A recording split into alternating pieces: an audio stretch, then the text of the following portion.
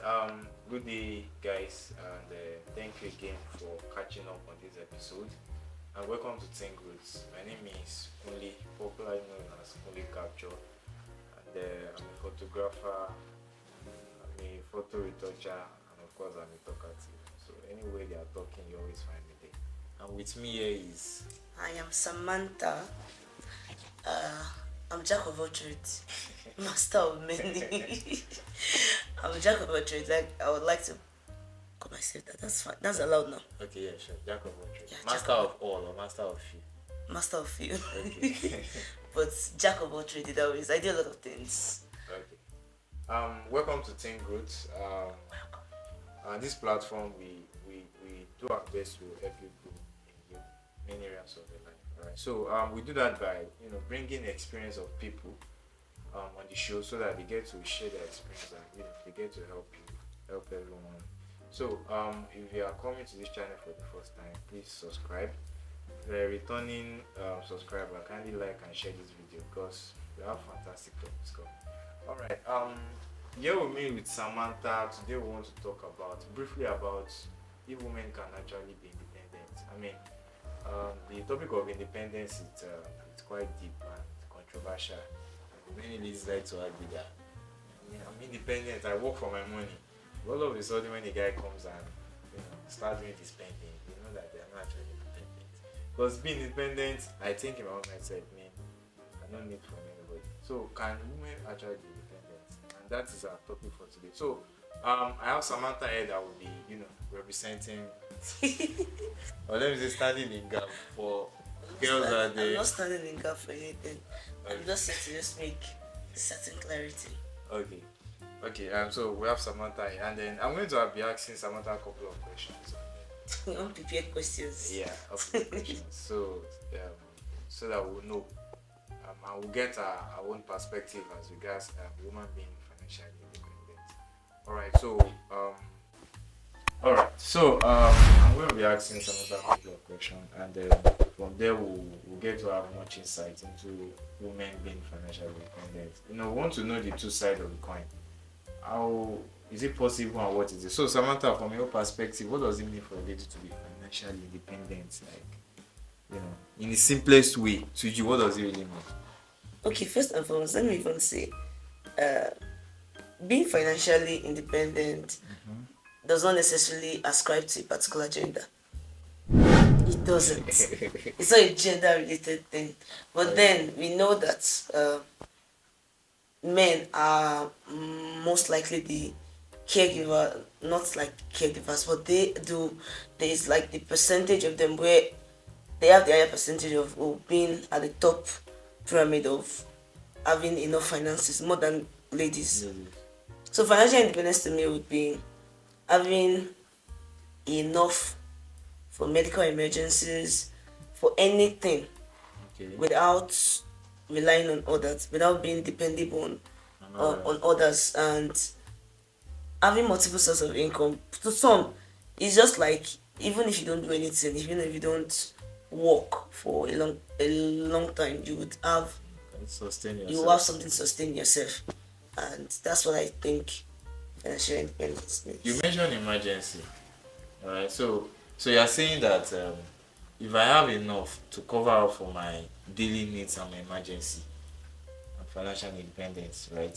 Financial independence means anything can come up now. Okay. What if my pleasure, like my guilty pleasure, maybe I want to go out, I want to buy, we are talking about for women here. So I want to buy wig, I want to go shopping, I want to go to Dubai and all. If I don't have the money, as a lady, if I don't have the money for all that, am I financially independent?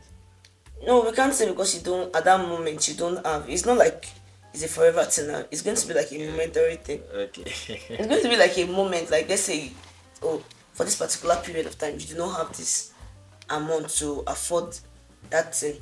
Okay. And I'm sure, like you said, guilty pleasure, definitely not a need.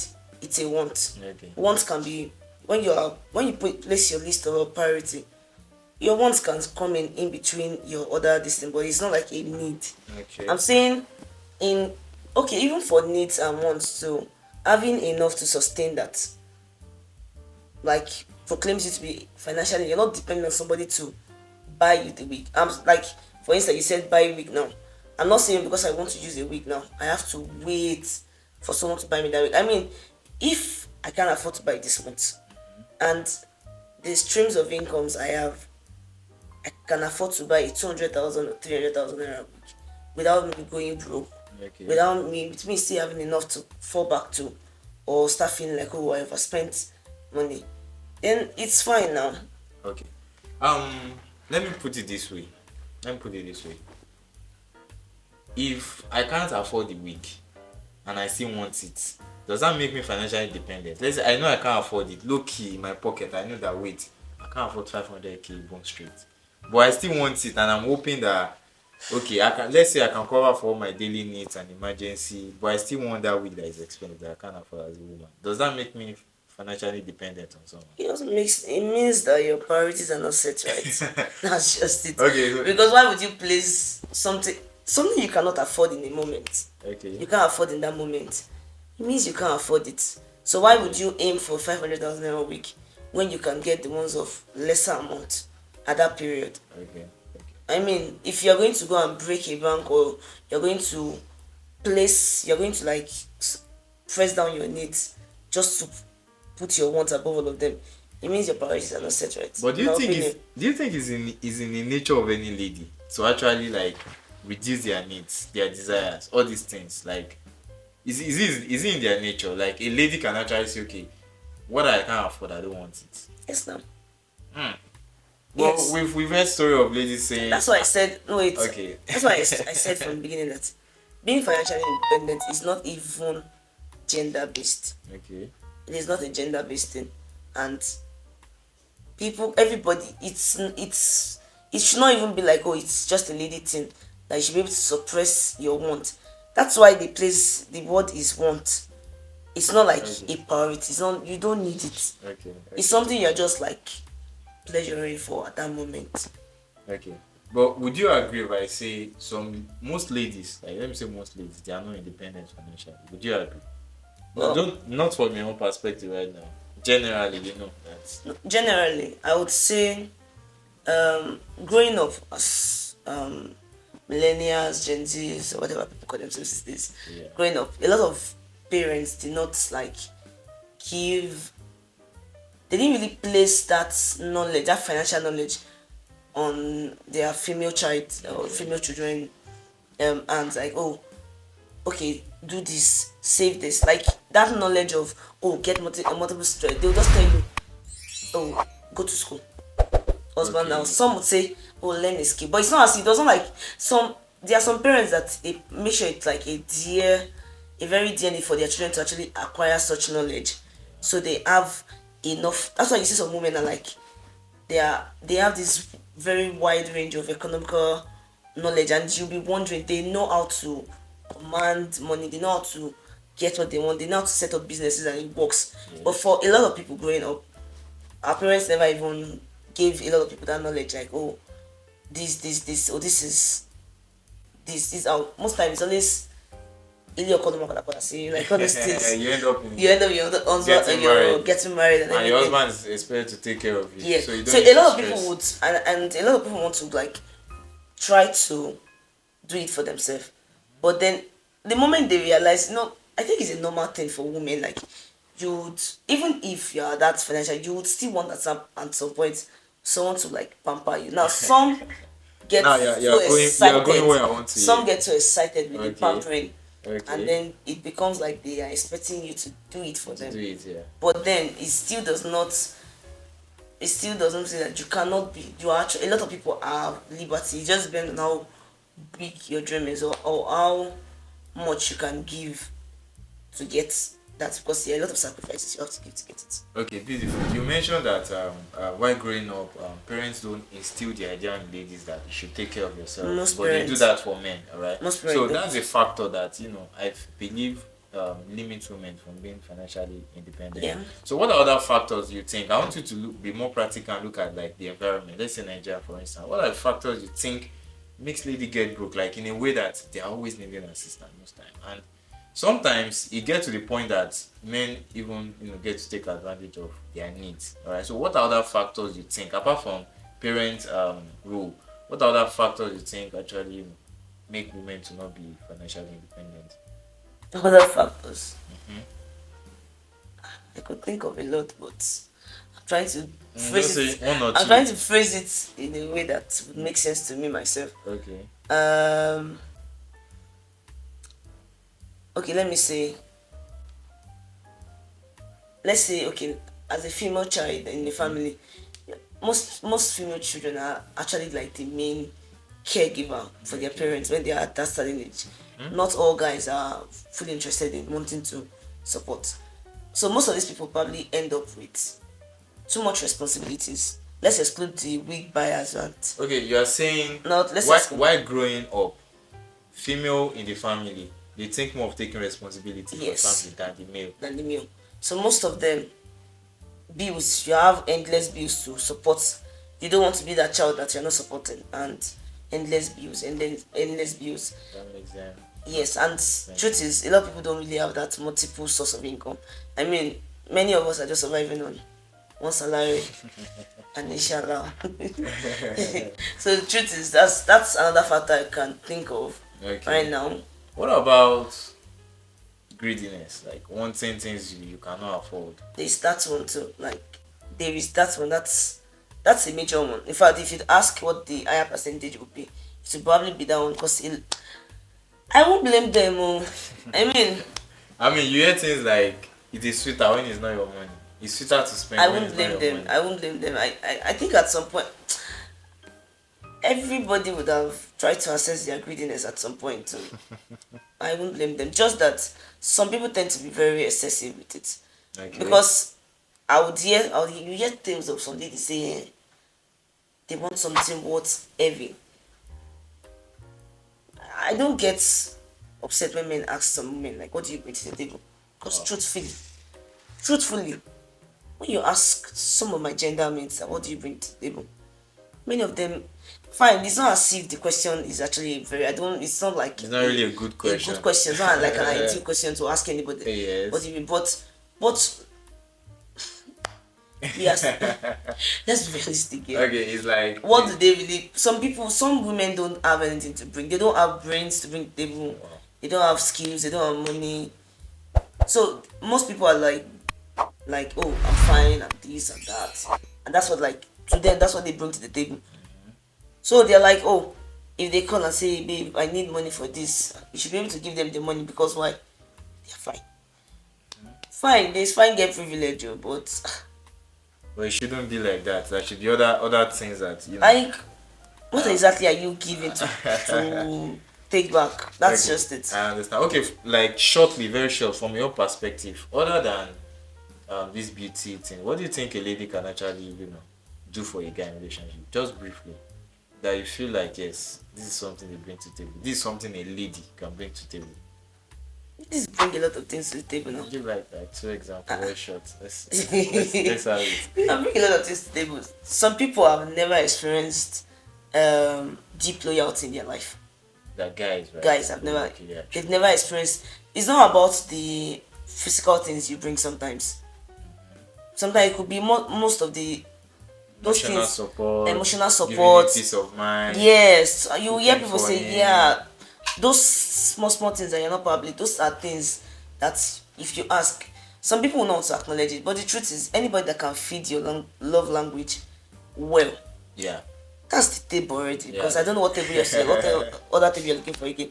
Anybody that understands your love language can feed it well, then that's the table. So what else are you looking for? All right, thank you for that. Okay, this is my last question, and I want you to answer it with all honesty from your perspective. All right, do you think men prefer a lady that is financially independent? Considering that, let's say I have two ladies at my disposal. One is dependent on me financial. One is financially independent. Which one do you think men prefer among the two? Like to be honest, do you think men are okay that a lady she has all the money on her own, she doesn't need my money? Do you think men are okay with that? It's a two-way. Men want lady to have their money. Okay. At least be able to spend for yourself. But do they want a lady to have more than them? Truthfully, no. They don't. It's their egos just get bruised somehow. Because I don't know, I think it's more like of an African mentality thing. I don't even think it's an African. I think it's like a global mentality thing. Okay. Like because now we live in a patriarchy, a very in a men's society. Like it's men's world. Men's the world. men run Okay. the world. Okay. So not every man is happy that you have money. Like imagine saying, some men don't just fancy it that they can afford this thing for you. Like don't worry, I've gotten it. It makes them feel weak. It makes them feel like maybe you're trying to take what they are supposed to be doing from them. Okay. It makes them appear to be like just weak. That's how I can think of, like as if maybe they are not useful enough. Okay. So it just somehow bruises their ego somehow. Like it can't, it doesn't sit with most of them. They want you to be okay. At least if they're at 100, they expect that okay, be around 50, 60. So that at least. So at least that way I can see how mouths than you that's yeah. 100. Like a lot of people still wonder that Alakija, how she's very rich. She's a very wealthy woman. Imagine how her husband will be feeling, because I'm 100% sure her husband is not close to, does not have close to the wealth she has. Exactly. Now imagine you being a husband, a woman that commands a lot of power, respect, money, and there is just you, her husband. Just say, and how would you feel every time? Like imagine being referred to people, nobody even knows his name, or people don't remember his name. Imagine being referred to as Alakija's husband. Okay, what you're saying is you're trying to imagine how the husband is trying to. No, I'm not. I'm just trying to paint. Obviously not in their life or anything. I'm just saying, just like a mental picture of what it looks like outside to when us. the ladies, okay, when Like the ladies I'm just trying to use that name. That okay, she's a very powerful person. This person she has money, she has confidence, she has the name, but. I know. So imagine being the partner. I would be very sincere too. If I was a partner, I'll probably feel somehow. I would definitely feel somehow most of the time. Because if my wife has more money than me, it just makes me feel like, then what exactly do you need me for? I understand. It's okay. Personally, as a guy, okay, let me bring it from this angle. I feel I want a lady that is financially independent, right? But not at your level. Do you want 100%? Okay. When she's really financially buoyant, and then let's say more than I am, I mean, it becomes difficult to actually, because you don't know what you are.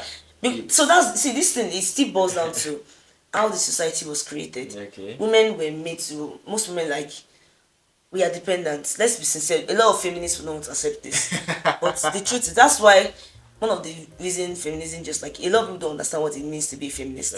They just keep saying feminist, but one of the reasons why it evolved is so women can also have the right to do things that are being exempt, that you're a woman, you can't do this. So you get them out to be able to achieve. If you are qualified to achieve this thing, you can do it.